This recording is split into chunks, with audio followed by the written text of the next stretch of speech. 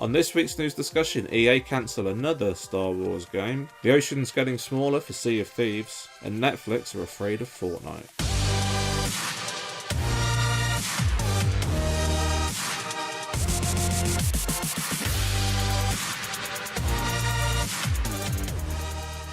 Hey everybody and welcome to Strange Play, I'm Rik.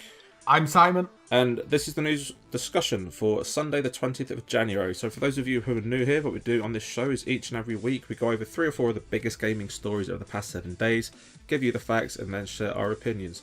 And if you're a returning viewer, welcome back. It's good to see you. It sure is. Now the first story, turns out that EA have just cancelled their open world Star Wars game in favour of a smaller project. So the game was codenamed Orca, and was based off of what was left over from Amy Hennig's Star Wars 1313. Now the only thing that's known about this smaller project is, again, Amy Hennig won't be a part of it, and that it is a standalone game. It's got nothing to do with Respawn's Star Wars Jedi Fallen Order, if I'm not mistaken. But it's been cancelled, so you know what I think it is? Go on. Their licence is running out. The licence is running out and they're having to rush something out to get something back on it. Yep.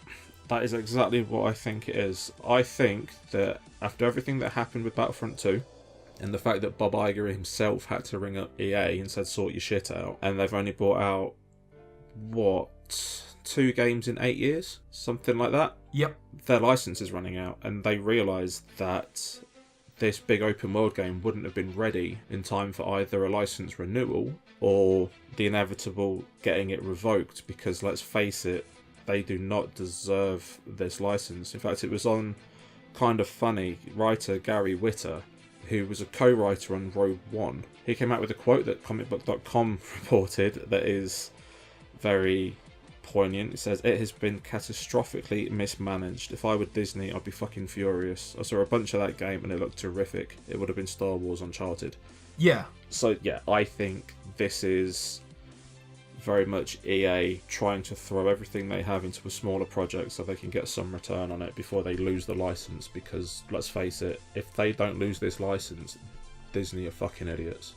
Yeah, I think it's what you've just said. They've signed a contract for so many years to produce games, and instead of going for an honest book and making the games that they should have done, they've fucked about and pissed people off and chopped and changed, and they've made a complete fucking ash of it. Yeah. You look at how many games LucasArts made when they had the Star Wars license. Well, when they had the Star Wars license, I mean, it was their fucking license to use. But they kicked out a load of games. 1 or 2 a year, sometimes 3 a year. Yeah, and they were all pretty high caliber. And there were a fucking few turds in there, but a lot of them were excellent. Yeah, but EA have done nothing. Yeah, I think problem with EA is they're so fucking bloated and they just want to make maximum profits all the time, which of course most companies do. They all want to make maximum profits. But that's their main reason for doing it. It's their sole reason for making these games, to make as much money as they can. And because of that, they're actually losing money. Yeah. If they just kick the fucking games out and gone, there you go, you get one every 2 years or whatever, and we'll look after the games that have released, like Star Wars Battlefront, with maps and what have you. They'd have fucking made a mint. They'd have made so much fucking money. I mean, they have made a lot of money with these Battlefront games. What did the first one sell? Something like 13 million, 14 million copies. The second one sold 9 million copies. So it's not like they haven't made money, but because of their fucking meandering and pissing about, they've lost more money than they could have made. Yeah. They've squandered it. It's a squandered chance. That's what it is. That's the best way to explain it. They fucking squandered it. Yeah. It don't really matter to me because I'm not a huge fan of Star Wars. I like Star Wars games. I've loved stuff like Knights of the Old Republic. But for me, it's not the license that makes the game. It's the game that makes the game. Yeah, totally. But for people like you that are dead into the Star Wars stuff, you would basically give them money for like an okay game. It don't matter if it's super bad or super good. It's like you just want... No. Personally, I wouldn't. If a game's shit, I ain't gonna buy it. Like, there's a lot of good LucasArts Star Wars games. I don't own them all because a lot of them weren't that great. Right. And I'm not willing to... I don't give a fuck what the license is. I'm not gonna buy it if the game's garbage. But for a lot of people, that is the case. They'll just buy... If it's got Star Wars on it, they will buy it. Well, for a lot of people, yeah. They buy anything. even the angry fans who turn around and go, oh yeah, I'm not going to buy it because the last one was crap. Of course you are. But yeah, EA, you are a set of fucking idiots. Like, if you're going to commit to something, see it through, because it's just wasted money. You have wasted all that talent and time and design and stuff on making something that's not seen the light of day. And I couldn't understand if it was just a complete and utter fucking car crash, like something like Mass Effect Andromeda, where it were like, oh fuck, this is really, really bad. We can't put this out because it doesn't meet a certain quality. But come on, guys, like... You had Amy Hennig. You had one of the most talented people in games working on a Star Wars game for you. Like, what the hell? I genuinely think that the Respawn game is going to get cancelled. Do you think so? Yeah. I reckon 6 months' time, maybe sooner, we're going to hear that the Respawn one's cancelled. They announced it at E3 last year, had nothing to show for it. You remember when Mass Effect Andromeda was announced with nothing to show? They at least showed some concept art. They showed people working on it and played some music from it in the background going, no, this is a thing that's happening. There's none of that.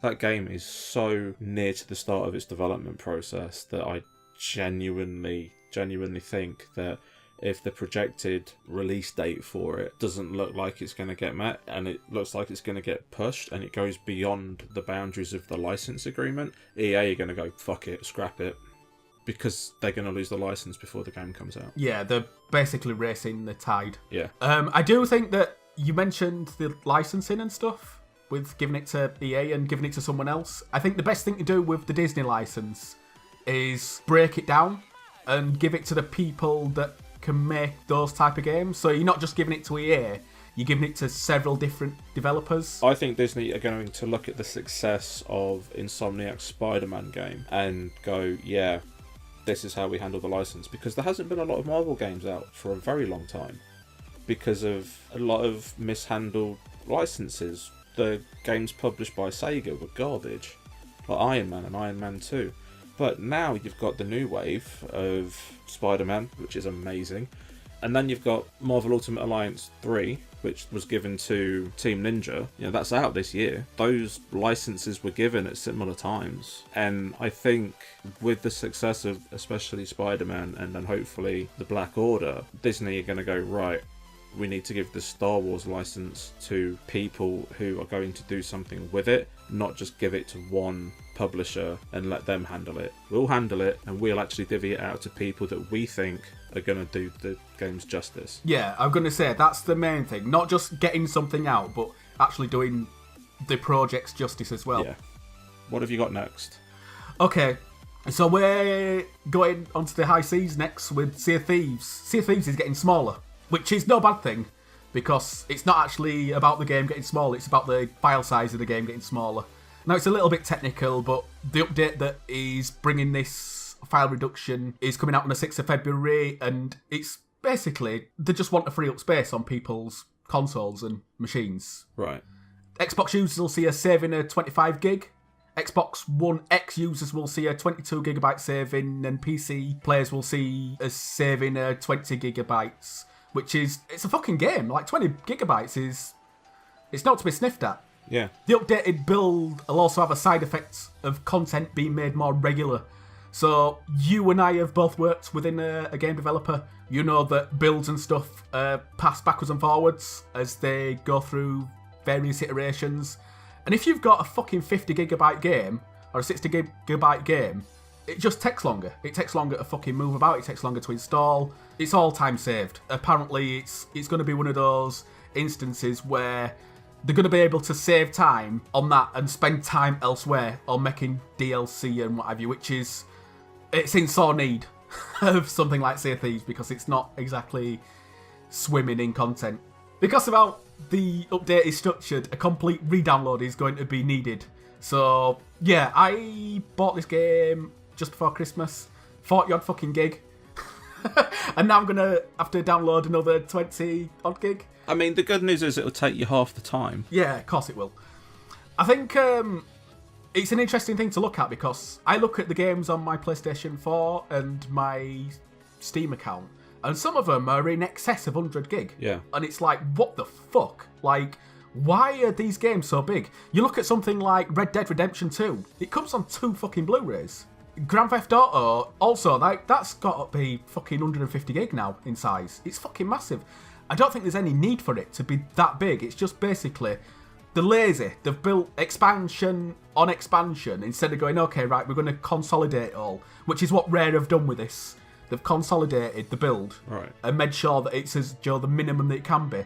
And yeah, I think particularly on this generation, it's just got out of hand. You know, last generation, if you had a game, it was 8 gig in size and it never went over that because that's all that a DVD could hold. There were some circumstances that it'd go over that.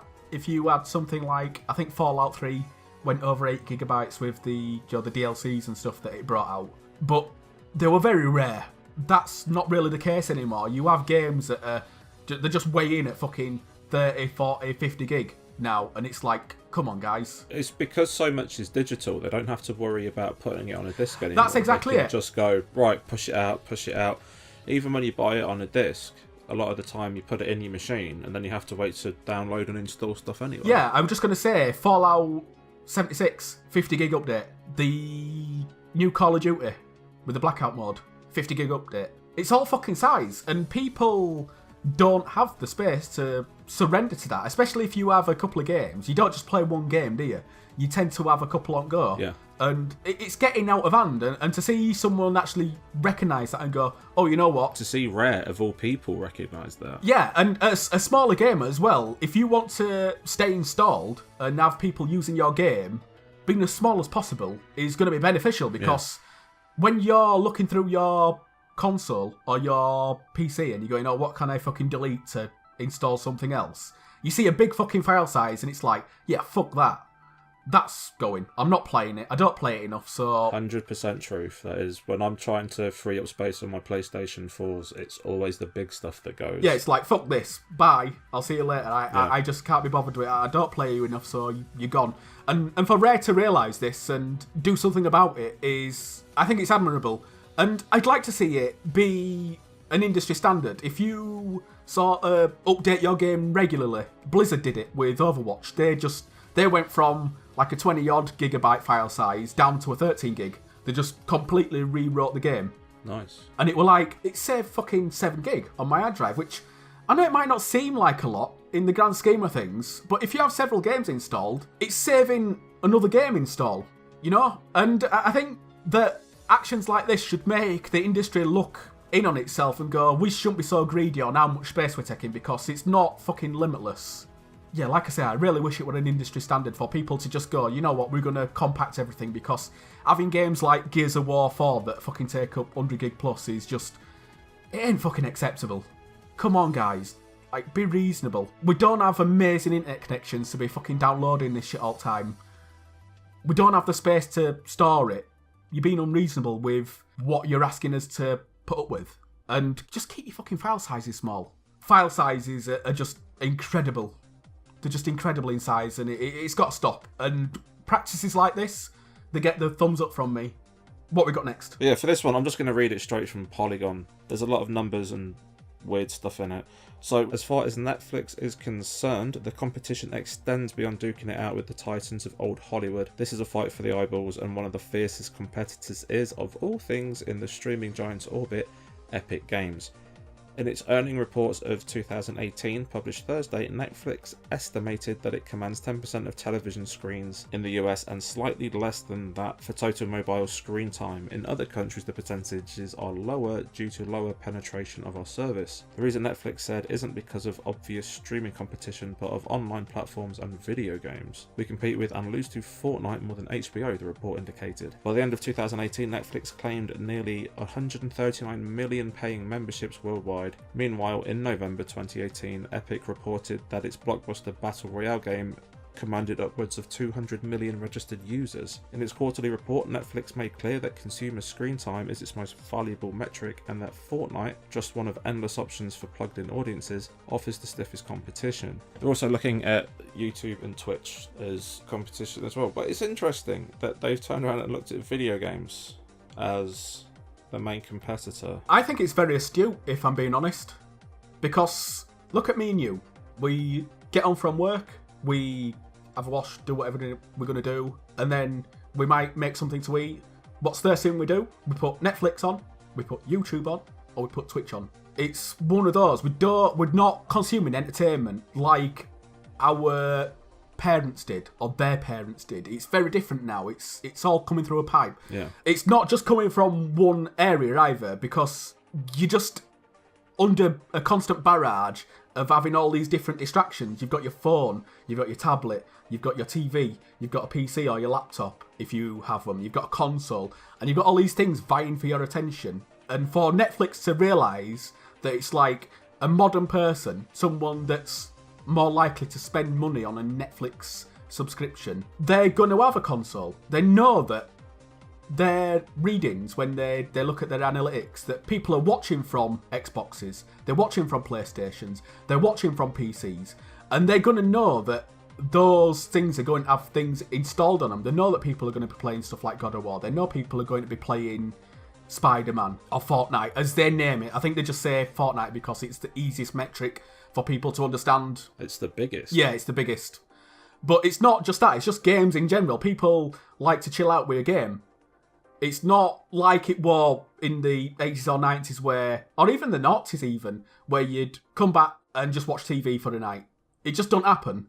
There's so many avenues for people to be entertained by now. And Netflix have realised that. They realise that they're up against ever-evolving market, and to strategize against that and sort of come up with a game plan. They're smart. They're not fucking stupid, Netflix. They know what they're doing. They wouldn't be the biggest fucking streaming service if it weren't for their market savvy. They know what they're doing. Yeah, well, I don't really have anything to add to this. I just think it's interesting that they're looking at it. How's that going to change Netflix? Could they come out and go, we've created a streaming service for Netflix so you can play your games? Yeah, I don't think that Netflix is going to branch out into anything like that, or be the new YouTube, or be the new Twitch, or anything like that. Because I think what they do is, it's their particular forte, and their forte is really, really fucking strong. If I'm going to come home and go, hey, you know what, I'm going to watch a film, it's either going to be Netflix or Amazon Prime. And more often than not, it's Netflix that wins out, because they have a selection that's more tailored to the stuff that I'm interested in. But I think the biggest takeaway from this is TV is scared of games. That's the long and short of it. They realise that there's an engaging activity there that they're up against, and they're having to formulate a plan to try and take eyes away from video games. A good way to keep eyes on you, though, Netflix, is to stop increasing your fucking price. But hey, that's just me. Good old Netflix. Them bastards. But anyway, that's it for this week's news recap. If you'd like to talk to us about any of the stories we mentioned, then please feel free to leave a comment below, or talk to us over at Twitter at StrangePlayUK, or follow us on Instagram at StrangePlay. You can also watch me stream daily over at twitch.tv/StrangePlayUK. And you can watch me stream sometimes at twitch.tv/Sly_Reflex. We also have a Discord that you can join, invite link in the description. And finally, if you like this video or like what we do on the channel, feel free to like this video, subscribe to the channel, and share this video with your friends. It helps us grow and we really do appreciate it. But until next week, thank you very much for watching. Bye-bye.